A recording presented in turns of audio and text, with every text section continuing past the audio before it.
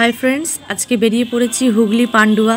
তো চলো এখনই গাড়ি ছাড়বে, এখনই সন্ধ্যের টাইম। তো গাড়িতে বসে রয়েছি।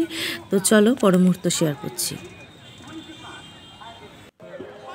তো চলো এবার দেখো স্টেজে উঠে যাব। স্টেজে ওঠার আগের মুহূর্ত তো তোমাদের সঙ্গে শেয়ার করি, উইশ করো যাতে ঠিকঠাক গান করতে পারি। তো চলো আজকে একটা ভালো সং শেয়ার করব।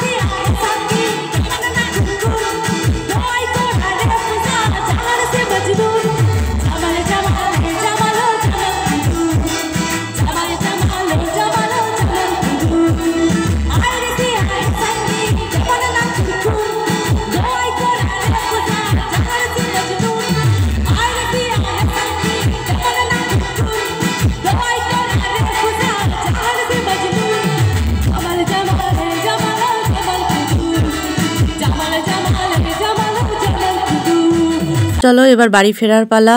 তো আজকের জন্য এটুকুই। সকলে ভালো থেকো, সুস্থ থেকো। টাটা, বাই বাই, শুভরাত্রি।